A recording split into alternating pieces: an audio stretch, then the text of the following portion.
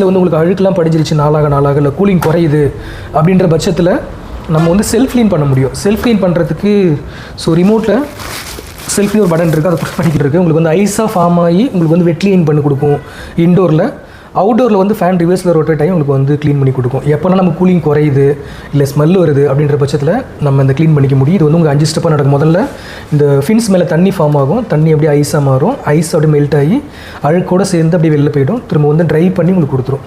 இது இண்டோரில். இந்த ப்ராசஸ் முடிஞ்சது அவுட்டோர். ஹைப்ரிட் ஏசின்னு பேர் இதுக்கு.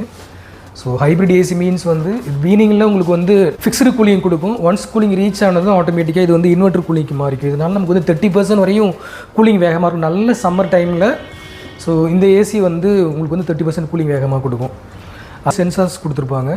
ஸோ சென்சார்ஸ் வந்து இண்டோரில் 3 சென்சார், அவுட்டோரில் 4 சென்சார் வரும்போது ஸோ நமக்கு வந்து கூலிங் வந்து அக்யூரசி பெட்டர். ஃபின்ஸ்லாம் பார்த்தீங்கன்னா நமக்கு வந்து கோல்டு ஃபின்னில் கொடுத்துருப்பாங்க. ஓகே, ஃபின்ஸ் வந்து கோல்டு ஃபின்னில் வரதுனால நமக்கு வந்து அழுக்கு சீக்கிரம் ஓட்டாது. அதே மாதிரி ஏர் த்ரோன்றது இது வந்து 60 ஃபீட் வரை ஏர் த்ரோ கொடுக்கும். முக்கியமான விஷயம் இது வந்து ஸ்விங் வந்து உங்களுக்கு 4-வே ஸ்விங் வரும். உங்களுக்கு வந்து இந்த ரொட்டேஷனும் உங்களுக்கு வந்து மோட்டரைஸ்டாக இருக்கும், இந்த ஹரிசாண்டல் ரொட்டேஷனும் மோட்டரைஸ்டாக இருக்கும்.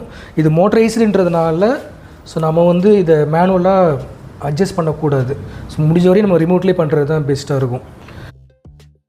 அதே மாதிரி 8 விதமாக நம்ம வந்து அட்ஜஸ்ட் பண்ணிக்க முடியும். அதிகபட்சம் 115% வரைக்குமே இது வந்து போகும். கஸ்டமர் வந்துட்டு எனக்கு வேகமாக கூலிங் வேணும் அப்படின்னாக்கா சூப்பர் மோடு கொடுத்துக்கலாம். பவர் சேவிங்ஸ்க்கு எக்கோ மோட் இருக்குது. ஸோ அதே மாதிரி 6 விதமாக பண்ணிக்க முடியும். சப்போஸ் கஸ்டமர் வந்து ஏஐயில் கொடுத்தாங்க அப்படின்னாக்கா ஏஐ வந்துட்டு ரூமில் இருக்க ஆளுக்கு தகுந்த மாதிரி ஹீட் லோடுக்கு தகுந்த மாதிரி ஆட்டோமேட்டிக்காக அட்ஜஸ்ட் பண்ணி நமக்கு கூலிங்கை கொடுத்துரும். ஓகே, இது வைஃபை காம்பேட்டபிள் மீன்ஸ் வந்துட்டு ஐக்யூ டிவைஸ் 1500 இருக்கும். அதை வாங்கி ஃபிட் பண்ணிட்டோன்னா ஏசி எங்கே இருந்தாலும் ஆன் பண்ணலாம், ஆஃப் பண்ணலாம், கண்ட்ரோல் பண்ண முடியும். ஸோ அந்த விஷயம் வந்து நமக்கு இதில் கிடைக்கும். கேஸ் லீக் ஆகாமல் இருக்கிறதுக்கு மேக்ஸிமம் இங்கே இந்த பக்கத்தில் எக்ஸ்போஸ்டு காப்பர் டியூப் இருக்கும். ஓகே, இந்த காப்பர் டியூப் வந்து ஸோ காப்பர் டியூப்பில் பாசி படிஞ்சு அரிச்சு போகாமல் இருக்கிறதுக்கு நம்ம நானோட்டு கோட்டிங் கொடுத்துருவோம் க்ரீன் கலரில். இது உள்ளே கொடுத்துருக்காங்க,